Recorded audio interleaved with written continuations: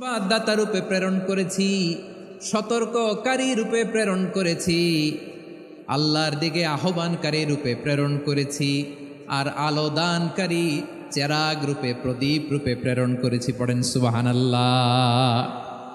5টা বৈশিষ্ট্য। 1 নম্বরে আল্লাহ তাআলা বললেন, হে নবী, নিশ্চয় আমি আপনাকে সাক্ষ্যদাতা হিসেবে প্রেরণ করেছি। সাক্ষ্যদাতা, বিষ্ণু ইসা ইসলাম সাক্ষ্য দিবেন, এজন্য শাহিদ।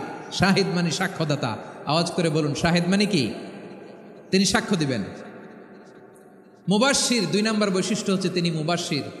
মুবাশশিরুম বিরাহমাতিল্লাহি ওয়া বিল জান্নাহ, তিনি আল্লাহর রহমতের সুসংবাদ দেন, তিনি আল্লাহর জান্নাতের সুসংবাদ দেন। সুবহানাল্লাহ পড়েন।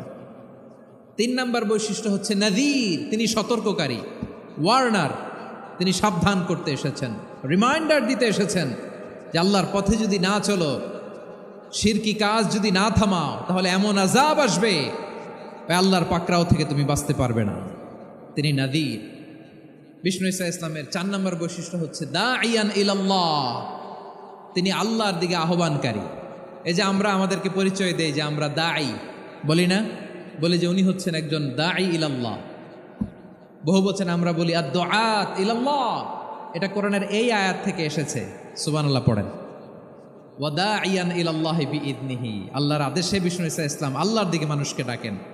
এবং বিষ্ণু ইসা ইসলামের 5 নম্বর বৈশিষ্ট্য হচ্ছে সিরাজাম মুনীরা, আলো দানকারী প্রদীপ, আলোকদীপ্ত প্রদীপ, যে আলো দিয়ে তিনি গোটা বিশ্বকে আলোকিত করেছেন। আওয়াজ করে পড়েন আল্লাহু আকবার।